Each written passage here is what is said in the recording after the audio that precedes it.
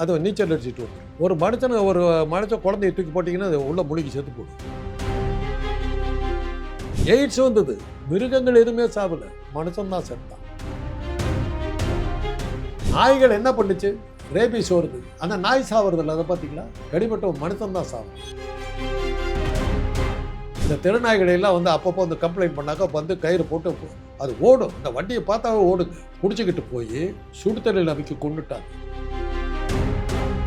வெறும் ரேபீஸ் வந்து நாய்கள்கிட்ட மாத்திரம் இல்லை, பூனைகள்கிட்டையும் உண்டு, வௌவாலுக்கிட்டையும் உண்டு, சில சமயங்களில் மாடுகள்கிட்டையும் உண்டு, சில நரிகள்கிட்ட உண்டு. இத்தனையும் நீங்கள் அழிச்சிருவீங்களா? நாய்களுக்கு சொல்ற அதே இது வந்து மாடுகளுக்கு உண்டு இல்லை? ஏன் மாட்டை பிடிச்சி கொல்ல மாட்டேங்கிறீங்க? இது கொடூரமா முட்டுதுமா, குடல் சரிஞ்சு வெளியே வந்துடுறாமா? அது கொடூரம் இல்லையா? அதுலயாவது குழந்தைங்க, இதில் வளர்ந்தவன் 24 வயசு 25 வயசு வாலிபர்கள்லாம் அடிபடுறாங்க. ஏமா குழந்தைன்னு மாத்திரம் ஏன் எடுத்துக்கிறீங்க? நாய்க்காவது யாரும் இல்லைம்மா. குழந்தைய பெற்ற தாய் மறுபடியும் அதே கேள்விதான். அந்த குழந்தைய பெற்ற தாய் ரோட்ல விட்டுக்கிட்டு இருக்கா? உடனே வேணா சொல்லுவோம், காரில் வர்றேன்னா கண்ணு முன்னு தெரியலையா? குழந்தைய வீட்டில் வைக்க பாதுகாப்பாக வச்சுக்கிறதுக்கு யோகிதை இல்லை. நீ வந்து கார் காரணத்து ரோடு வந்து காருக்கா குழந்தை விளையாடுறது. உடனே திருப்பி சொல்கிறீங்க நாயோட ஒப்பிடுறவங்க. நாய் மாதிரி ஏன் அது ரோட்டில் நடந்து அதை ஏன் கேட்க மாட்டேங்கிறீங்க? ஒப்பிடுறதுக்கு கோவிச்சுக்கிறீங்களா? குழந்தைய வச்சுக்காம நாய் மாதிரி ரோட்டில் விட்டுருக்கிய அந்த தாயை என்ன பண்ணுறதா இருக்கு? நியூஸ் டே நேயர்களுக்கு வணக்கம். இன்னைக்கு நம்ம கூட இருக்கக்கூடிய சிறப்பு விருந்தினர் யாரு அப்படின்னா டாக்டர் காந்தராஜ் அவர்கள் தான் இணைஞ்சிருக்காங்க. அவங்க கூட தான் பேச போறோம். வணக்கம் சார். சார், இப்போ சமீபத்தில் வந்து தெருநாய்கள்லாம் காப்பகத்துக்கு அனுப்பணும் அப்படின்ற மாதிரி ஒரு ஜட்மெண்ட் வந்துச்சு. அதை எதிர்த்து நாய் பிரியர்கள் எல்லாருமே வந்து அதை எதிர்த்து அப்பீல் பண்ணாங்க. இப்போ வந்து நாய்களுக்கு சாதகமாக ஒரு ஜட்மெண்ட்டும் வந்திருக்கு. அந்த நிலையில் இப்போ சமீபத்தில் நீயா நானால இதை ஒரு டாப்பிக்காக எடுத்து பேசியிருந்தாங்க. அங்கே நாய்களுக்கு ஆதரவாக பேசக்கூடிய நாய் பிரியர்களை வந்து எல்லாருமே வந்து விமர்சனம் தான் செஞ்சுருந்தாங்க. மாடுங்க மற்ற இந்த மாதிரி சாகப்பட்சணிகள்லாம் புல்லை மேய்ஞ்சிட்டு அப்படியே உட்காந்துருக்குது. மழை பெஞ்சாலும் சரி, வெயில் அடித்தாலும் சரி, அதுங்க அங்கேயே தான் இருக்குது. எந்த மழை பெஞ்சது ராத்திரி குளிர் அடிக்குதுன்னு போர்வை போத்திக்கல, மழை பெய்யுதுன்னு சொல்லி கொடை பிடிக்கல, அதுக்கு பாட்டுக்கு போயிட்டுருக்குது. ஒரு நாய்க்குட்டி பிறந்த உடனே தூக்கி தண்ணியில் போடுங்க, அது நீச்சல் அடிச்சுட்டு வந்துடும். ஒரு மனுஷன் குழந்தைய தூக்கி போட்டிங்கன்னா அது உள்ளே முழுகி செத்து போடும். ஏன்னா நமக்கு இது பழக்கம் இல்லை, பூமிக்கு நம்ம சொந்தம் இல்லை. ஒரு வைரஸ் நோய் வருது, கொரோனா வந்தது, ஆடு மாடு எதுவுமே சாவலை, மனுஷன்தான் செத்தான். எய்ட்ஸ் வந்தது, மிருகங்கள் எதுவுமே சாவலை, மனுஷன்தான் செத்தான். இந்த பூமிக்கு அந்நியர்கள் வந்துட்டாங்கன்னு சொல்லி பல்வேறு வகையான கிருமிகள் வந்து இந்த மனித இனத்தை ஒழிக்கிறதுக்கு எவ்வளவோ ட்ரை பண்ணுது. நம்ம தப்பிச்சுக்கிட்டே வர்றோம். பூமிக்கு சம்மந்தம் இல்லாதவர்களுக்கு இதை விட என்ன ஆதாரம் இருக்குது?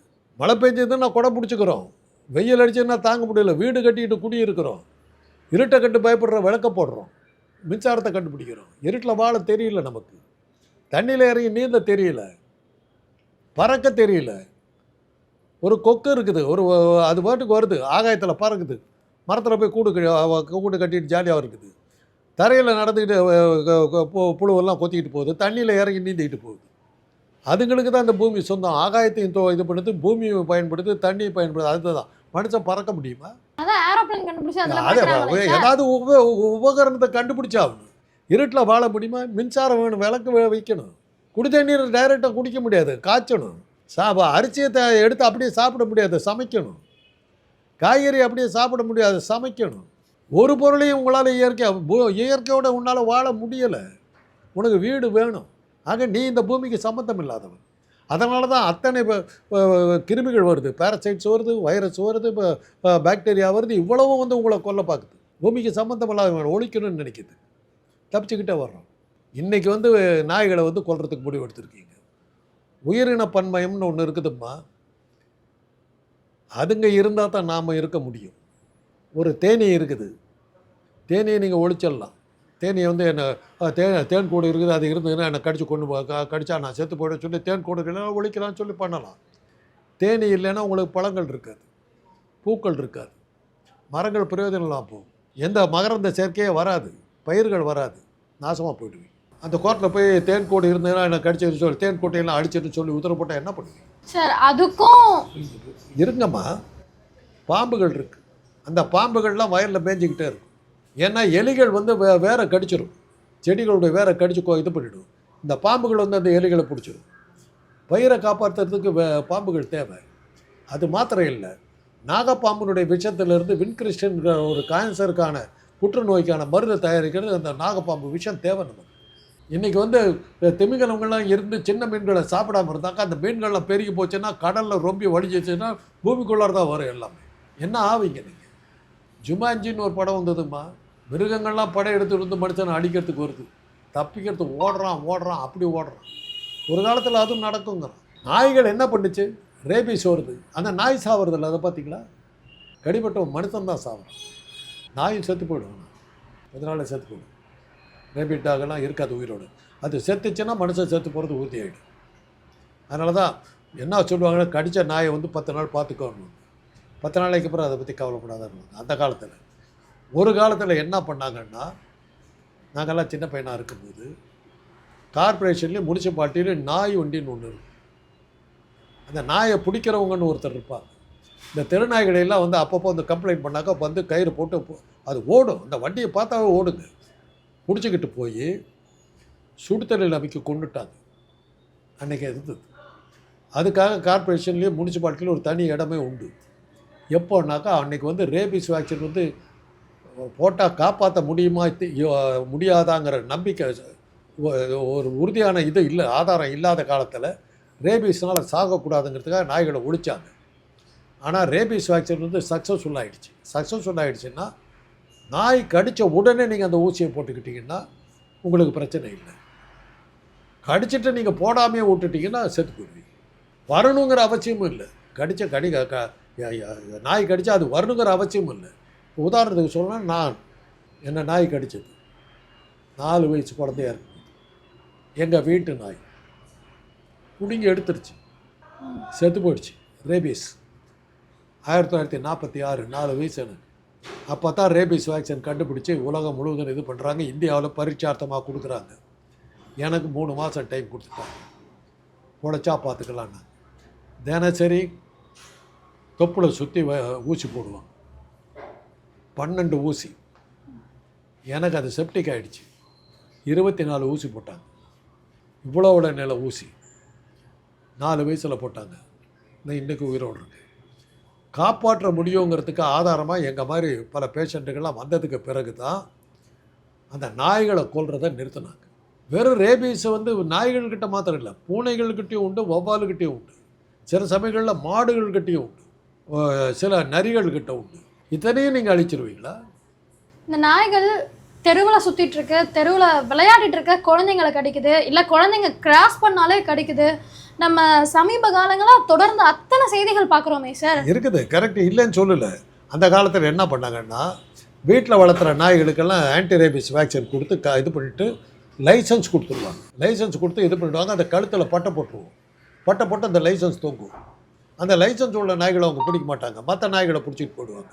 அதனால தான் வீட்டில் வளர்த்துற நாய்களுக்கு நம்ம பட்டை போட்டுக்கிட்டு இருக்கோம். அதே மாதிரி சைக்கிளுக்கு லைசன்ஸ் இருந்தது அந்த காலத்தில். கார்பரேஷனில் போய் பணம் கட்டணும், 3 ரூபா கட்டணும். சைக்கிள் வச்சுருந்தீங்கன்னா பின்னாடி ஒரு வட்டம் போட்டு அதில் வந்து அழகாக நம்ம பேரை இதை நம்பர்லாம் எழுதி கொடுப்பாங்க. காருக்கு நம்பர் இருக்கிற மாதிரி சைக்கிளுக்கு நம்பர் உண்டு. அது வந்து திருட்டு போச்சுன்னா அந்த நம்பரை சொல்லி கண்டுபிடிக்கிறதுக்குலாம் ஈஸியாக இருக்குது. அதெல்லாம் வந்து காலப்போக்கில் சைக்கிள் வந்து ஏழைகளுடைய வாகனம் இப்படி சொல்லியே தான் அதை எடுத்தாங்க. நாய்களுக்கு இருந்த லைசன்ஸை எடுத்தாங்க. அதை என்னன்னா, ரேபிஸ் வேக்சின் சக்ஸஸ்ஃபுல்லாக இருக்கிறதுனால நாய் கடிச்சதுனா உடனே ரேபிஸ் வேக்சின் அந்த இன்ஜெக்ஷன் போட்டுக்கிட்டாக்கா காப்பாற்றப்படுகிறாங்கிறது உறுதியானதுக்கு பிறகு நம்ம இனிமேல் அது பயப்பட வேணாங்கிறதுனால தான் அந்த நாய் பிடிக்கிற வண்டியெல்லாம் எடுத்தாங்க. அவ்வளோதான் இது. அதனால் இன்றைக்கி இருக்கிற சூழ்நிலையில் மாடுகள் மாத்திரம் என்ன பண்ணுது? வாங்க என்னுடைய ஆவடிக்கு வாங்க, நீங்கள் ரோட்டில் போங்க, கார்பரேஷன் ஆவடி கார்பரேஷன் அந்த ஆஃபீஸுக்கு முன்னாடி 50 மாடு ரோட்டில் உட்காந்துருக்கு. அது சும்மா உட்காந்துருக்கிறது இல்லை, போகிறவன்லாம் முட்டிக்கிட்டு இருக்கு. என் வீடு ஆவடியில் ஒரு நாள் ராத்திரி சரியான சத்தம் கேட்குது. இரும்பு கதவு, அந்த பக்கத்தில் எனக்கு தோட்டம் ஒன்று இருந்தது, அதில் வாழை மரம், ரோஜா செடி எல்லாம் போட்டு வச்சுருக்குறேன். அந்த இரும்பு கதவை முட்டுன்னு முட்டி 2 மாடு முட்டி அந்த பூட்டை உடச்சிக்கிட்டு உள்ளே நுழைஞ்சு துவம்சம் பண்ணிட்டு போயிடுச்சு. காலையில் வெளியில் வந்தேன்னா 15 மாடை நான் துரத்தினப்ப தான் நான் ரோடுக்கே வர முடியும், காருக்கிட்டே போக முடியும். நான் கேட்குறதுக்கு ஆள் இல்லை. அந்த காலத்தில் இந்த மாதிரி தெருவில் சுற்றிக்கிட்டு இருக்கிற மாடுகளால் ஆபத்து வந்து புல்கோர் இன்ஜுரிங்கிறது அன்றைக்கி ரொம்ப காமன். அந்த மாடு முட்டி நான் 2 தடவை கீழே விழுந்திருக்கேன். எனக்கு எல்லா எக்ஸ்பீரியன்ஸ் இருக்குது. முட்டி நான் வந்து ஒரு வேலியோரத்தில் போய் விழுந்தேன். புல்கோர் இன்ஜுரிங்கிற கேஸ் தான் நாங்கள் அந்த காலத்தில் அடிக்கடி பார்ப்போம். என்ன பண்ணுவாங்கன்னா, இந்த மாதிரி தெருவில் பெய்கிற மாடுகளை பிடிச்சி பவுண்டுன்னு ஒரு இடம் இருக்கும், அந்த இடத்துல அடைச்சிடுவாங்க. ஓனர் வந்து ஃபைன் கட்டிட்டு தான் மாட்டை கூட்டிகிட்டு போக முடியும். இன்றைக்கி அதையும் எடுத்துட்டாங்க. நாய்களுக்கு சொல்கிற அதே இது வந்து மாடுகளுக்கு உண்டு இல்லை. ஏன் மாட்டை பிடிச்சி கொல்ல மாட்டேங்கிறீங்க? இல்லை சார், அது கொடூரமாக கடிக்குது. அதுவும் இப்போ இது கொடூரமாக முட்டுதுமா, குடல் சரிஞ்சு வெளியே வந்துடுறாமா? அது கொடூரம் இல்லையா? அதுலேயாவது குழந்தைங்க இதில் வளர்ந்தவன் 24 வயசு 25 வயசு வாலிபர்கள்லாம் அடிபடுறாங்க. எது பெட்டர், எது கொடூரம்? சார் கம்பேரிட்டிவ்லி எது பாதிப்பு அதிகமாக ஏற்படுத்துதுன்றது பார்க்கணும். நாய்கள் இருக்குதுமா, இதே பாதிப்பு மாடுகளாலையும் வருது. ஏன் மாடுகளுக்கு அதை நீங்கள் சொல்ல மாட்டேங்கிறீங்க? நடவடிக்கை எடுத்தால் எல்லாத்தையும் எடுங்க. மாடுகளை முதல்ல இது பண்ணுங்க. அதே மாதிரி ரோட்டில் போகிற கார் குறுக்க வருது, பைக்காரன் அவாய்ட் பண்ணுறதுக்கு ஓட்டிட்டு போய் உழுந்து சாவறான். அதே நாய்களும் குறுக்க வருது, அதை காப்பாற்றுறதுக்கு அன்பே சிவங்கிற படத்தில் என்ன ஒரு பார்த்துருக்கீங்கல்ல, ஒரு நாய் தான் குறுக்க வரும், அந்த பஸ்ஸே கவுந்துடும். அதில் தான் கமலஹாசன் பூஞ்சே விகாரம் ஆகும். அதே வந்து மாடுகளுக்கு வருது. ரோட்டில் பைக்கில் போயிட்டு இருக்கும்போது இப்படி ஒரு ஆட்டம் பயத்தில் இது பண்ணோம், போய் சாக்கடையில் விழுந்து செத்து போடுறது எத்தனை கேஸ் இருக்குது. ஏன் மாடுகளை தடுக்க மாட்டேங்கிறீங்க? அடிக்கக்கூட இல்லை, சும்மா தலையாட்டத்தில் விழுந்து செத்து போயிட்டான். இதுக்கெல்லாம் எது? அந்த மாதிரி பல விஷயங்கள் இருக்குது. இதையெல்லாம் நீங்கள் தடுக்க ஆரம்பிச்சிங்கன்னா பூமியில் ஒருத்தர் இருக்க முடியாது, ஒரு பிராணி இருக்க முடியாது. ஒரு பிராணி இல்லைன்னா நீங்களும் சேர்ந்து நாசமாக போவீங்க. சிங்கங்கள் இருக்கிறது, புலிகள் இருக்கிறதுனால தான் மான்களுடைய இனம் வந்து கட்டுப்பாட்டுக்குள்ளார இருக்குது. இல்லாட்டி மான்கள் வந்து பூரா மேய்ஞ்சிரும். இந்தியா உலகம் பூரா மான்களாக மாறிடும். திமிங்கலங்கள் இருக்கிறதுனால தான் சிறுமீன்கள் இருக்கிறதுனால தான் திமிங்கல் உயிரோடு இருக்குது. திமிங்கலங்கள் உயிரோடு இருக்கிறதுனால தான் பல பொருட்களை நம்ம தயாரிக்க முடியும். எஸ்கிமோங்கிற ஏன்னா இருக்கிறதே வந்து திமிங்கலத்தினால தான் இருக்குது. நீங்கள் திமிங்கலத்தை வேட்டையாடக்கூடாதுட்டா. இது மாதிரி பல விஷயங்கள் இருக்குது. உயிரின பன்மைன்னு பேர். ஒருத்தருக்கு ஒருத்தர் இதாக இருக்கிறோம். புலிகள் இருக்கிறதுனால மான்களுடைய இனம் கட்டுப்படுது. மான்களுடைய இனம் கட்டுப்படுறதுனால புல்வெளிகள் பாதுகாக்கப்படுகிட்டு இருக்கு. இதெல்லாம் வந்து ஒரு ஒன்றுக்கு ஒன்று சம்மந்தப்பட்டிருக்குது. ஒரு தேனீக்கள் இருக்கிறதுனால தான் நமக்கு பூக்கள் இருக்குது. பூக்கள் இருக்கிறதுனால தான் காய்கள் வருது, பழங்கள் இருக்குது. பழங்கள் நம்முடைய வாழ்க்கைக்கு தேவையான ஒரு விஷயம். இந்த நீயா நானால பேசும்போது ஒருத்தவங்க ஒரு கம்பாரிசன் பண்ணியிருந்தாங்க. நாய் குறுக்க வந்து கீழே விழுறேன் அப்படின்னு சொல்கிறீங்களே, அதே இடத்துல குழந்தை குறுக்க வந்து கீழே விழுந்திருந்தா இதையும் ஒரு குறையாக சொல்லியிருப்பீங்களான்னு. இது எப்படி சார் நாயோட ஒரு குழந்தைய கம்பேர் பண்ணுறாங்களே, இது எப்படி சார் பார்க்குறது? ஏம்மா குழந்தைன்னு மாத்திரம் ஏன் எடுத்துக்கிறீங்க? நாய்க்காவது யாரும் இல்லைம்மா. குழந்தைய பெற்ற தாய் மறுபடியும் அதே கேள்வி தான். அந்த குழந்தைய பெற்ற தாய் ரோட்டில் விட்டுக்கிட்டு இருக்கா? எவ்வளோ பெரிய அயோக்கியத்தனம். குழந்தை விளையாடுறதுக்காக ரோடு இருக்குது. உன் குழந்தை தானே. அடித்து செத்து போயிருந்தா நீ விட்டுருப்பியா? அவன் செத்து போயிட்டான், ஜாலியாக போயிட்டான். அவன் பொண்டாட்டி தாலி எடுத்துருப்பாள், அதை நினைக்கலையா நீங்கள்? குழந்தைய பற்றி எவ்வளோ அக்கறை காட்டுறீங்களா? அந்த பைக் ஓட்டிகிட்டு போனோம் ஒரு பொண்ணுடைய கணவன் செத்து போயிருந்தா அந்த பொண்ணு தாலி எடுத்துருப்பாள். அந்த இப்போ இதுக்கு என்ன பதில் சொல்ல போகிறீங்க? குழந்தை முக்கியமாக, அந்த பெண்ணுடைய தாலி முக்கியம். என்ன சார் அவங்களே நாயோட குழந்தைய கம்பேர் பண்ணியிருந்தாங்க, அதவே ஒப்பிடவே முடியாத. ஒப்பிடவே முடியாதுன்னு சொல்லாதீங்கம்மா. நடக்கலையாங்கிறது தான் கேள்வி. நடக்கலையாங்கிறது தான் கேள்வி. குழந்தை குறுக்க போச்சு, எத்தனை தடவை நம்ம பார்த்துருக்கோம். குழந்தைய தூக்கிட்டு அந்த பக்கம் ஓட்டிடுவா. உடனே வேணா சொல்லும், காரில் வர்றேன்னா கண்ணு முன்னு தெரியலையா? குழந்தைய வீட்டில் வச்சு பாதுகாப்பாக வச்சுக்கிறதுக்கு யோகிதையில் நீ வந்து காருக்காரது, ரோடு வந்து காருக்கா குழந்தை விளையாடுறதுக்கு. உடனே திருப்பி சொல்கிறீங்க நாயோட ஒப்பிடுறவங்க. நாய் மாதிரி ஏன் அது ஒரு ரோட்டில் நடந்தது? அதை ஏன் கேட்க மாட்டேங்கிறீங்க? ஒப்பிடுறதுக்கு கோவிச்சிக்கிறீங்களா? குழந்தைய வச்சுக்காம நாய் மாதிரி ரோட்டில் விட்டுருக்கீங்க. அந்த தாயை என்ன பண்ணுறதா இருக்குது? ஏன் அந்த கேள்வி வரமாட்டேங்குது உங்களுக்கு? ஆணை முக்கியமாக உயிர் முக்கியமாக? பாருங்கள், குழந்தைய பார்த்துக்காத அந்த தாய்க்கு நீங்கள் என்ன தண்டனை கொடுக்க போகிறீங்க? நாயோட கம்பேர் பண்ணது அப்படியே துடிக்கிறீங்க. குழந்தைய செத்து போயிருந்தா என்ன பண்ணியிருப்பீங்க? நாய் செத்து போனால் தூக்கி போடுவோம். குழந்தைய செத்து போயிருந்தா என்ன பண்ணியிருப்பீங்க? பெற்றோர்களை தண்டிக்கணுமா? அன்றைக்கி வெள்ளைக்காரன் அதுதான் பண்ணாங்க. அம்மை ஊசி போடுறதுக்கு இந்தியாவில் மிகப்பெரிய எதிர்ப்பு வந்தது. ஏன் தெரியுமா? அம்மனை வந்து எதுக்குற நீ அப்படின்னா. அம்மனுடைய கோபத்தில் வர்றது அம்மை, அதை எப்படி நீ தடுக்கலாம் அப்படின்னாங்க. வெள்ளைக்காரன் பார்த்தா இது ஒன்றும் சரியாக வராது. அம்மை நோயால் இந்தியாவில் வந்து இப்பேற்பட்ட மரணம் தான், கொடூரமான மரணம் அது. அம்மை ஊசி போட்டுக்கலன்னா அப்பா அம்மா 2 பேர்த்தையும் 6 மாதம் ஜெயிலுக்கு போய் வந்து ஊசி போட்டுக்கிட்டதுனால இன்றைக்கி அம்மை நோய் ஒழித்து கட்டப்பட்டது. எது ஒன்று சொன்னாலும் கேட்க மாட்டாங்க. இந்த மாதிரி உங்கள் மாதிரி விதண்டாவதமான கேள்விகள் கேட்குறதுக்கு ஆளுங்க இருப்பாங்க. எப்படி தான் செய்யறது? எதுக்கெடுத்தாலும் ஒரு சாமியை கொண்டு உள்ளே நுழைச்சிடுறீங்க. ஃபிட்ஸ் வந்து கால் கை வலிப்பு வந்து அது எபிலெப்சி வந்து ஆடுவான். ஆத்தா வந்துருச்சுன்னு அவன் மூளையில் ஏற்பட்ட பாதிப்பு யார் சரி பண்ணுறது? ஆத்தா பேரை சொல்லிட்டு சரியாகுமா? அப்போ நீங்கள் வந்து நாய்களுக்கு ஆதரவாக தான் பேசுவீங்க. மனிதன் எல்லா பிராணிகளோடு சேர்ந்து வாழணும். இன்றைக்கி யானைகள் வந்து நடுத்து வந்து ரோட்டில் வந்து நிற்குது. ஏன்? அதுக்கு வாழ்கிற இடத்துல நீங்கள் வீடை கட்டி வச்சுருக்கீங்க. யார் தப்பு? யானையோட தப்பா? இந்த பூமி அதுங்களுக்கு சொந்தம்.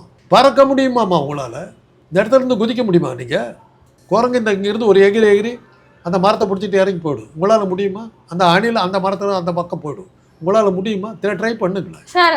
ஐந்தறிவு விலங்குகளுக்கும் ஐந்தறிவு மிருகத்துக்கு மிருகம் செய்கிறதால எதையாவது உங்களால் சுயமாக செய்ய முடியுமா? 6 அறிவை வச்சுக்கிட்டு இங்கேருந்து போகணுன்னாக்கா உங்களுக்கு ஒரு கயிறு வேணும், அதை கட்டி உங்களை பிடிச்சி 4 பேர் பிடிச்சி அங்கே கொண்டு போய் விட்டா தான் முடியும் உங்களால். தென்னை மரத்தில் தேங்காய் இருக்குது, அது கடன்னு ஏறி தேங்காயை பறித்து தின்னுபிட்டு போயிடும் குரங்கு. உங்களால் முடியுமா? முதல்லையே கேட்டேன். கொக்கு ஆகாயத்தில் பறந்துட்டு போயிடும் ஜாலியாக. அப்படியே வந்து தரையில் இறங்கி தரையில் இருக்கிற புழுவை கொத்திட்டு தட்டு போகும், தண்ணியில் இறங்கி மீனை கொத்திட்டு போகும். பண்ணுங்களா பார்க்கலாம். மனிதன் இந்த பூமிக்கு சொந்தம் இல்லாதவன், அவைகளுக்கு இந்த பூமி சொந்தம். அதனால தான் இப்போ பாக்டீரியா, வைரஸ், பேரசைட் போன்ற பல நோய்கள் வந்து மனிதனை அழிக்கிறதுக்கு ட்ரை பண்ணி தப்பிச்சுக்கிட்டு இருக்கான். இதை மனிதன் புரிஞ்சுக்கிட்டாக்கா நாய்கள்கிட்ட சண்டைக்கு போக மாட்டான். அவ்வளோதான் சொல்லுவேன். இங்கே கூட இணைந்து பல கருத்துக்களை பகிர்ந்துக்கிட்டீங்க சார். ரொம்ப நன்றி சார்.